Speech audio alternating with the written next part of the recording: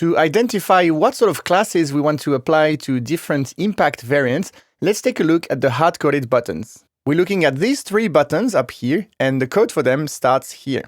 It's quite clear that the primary concern of the impact variant in terms of visual styles has to deal with colors. We have a dark background and white text for the bold variant, a light background and dark text for the light variant, and a transparent or very light background on hover for the none variant.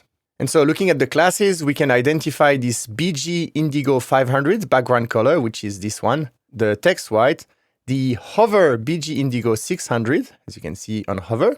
And so background color, text color, and background hover color is essentially the main three classes that the impact variant deals with. And it might be a bit hard to see, but the bold variant also has a subtle shadow below the button, which the other variants do not have. You can see the shadow MD class here, which is also undone when the button is disabled.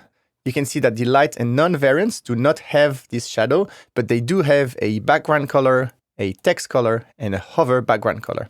So let's scroll up. And for the first button, we're going to let's grab a little bit more. We're going to grab all of this and copy that.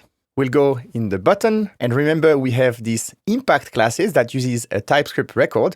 The nice thing about TypeScript here is you can see a suggestion of the three keys that this impact classes object should have. So let's start with bold. And here we can paste our strings. But remember, we have a little bit too much here. We want to get rid of the padding classes, the font semi-bold class. And so we're left with background color, text color, the shadow that is specific to the bold variant, and the hover background color. Nice.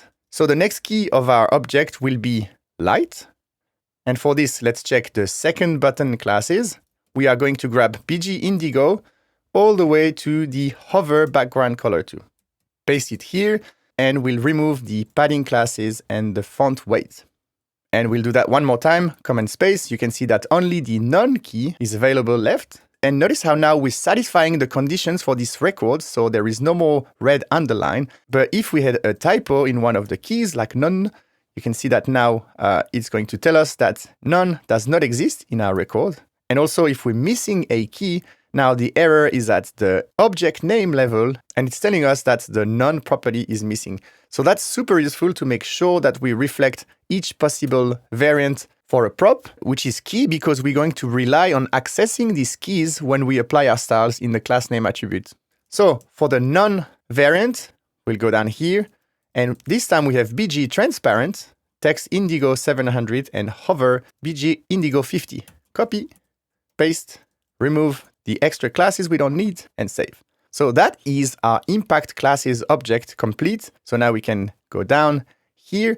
And remember, we have this CX function that lets us combine multiple variables that hold classes like this, CX base classes, comma, impact classes. But if I save this, it's not going to work because impact classes is an entire object. What we want to do is specify which key we want to reach for.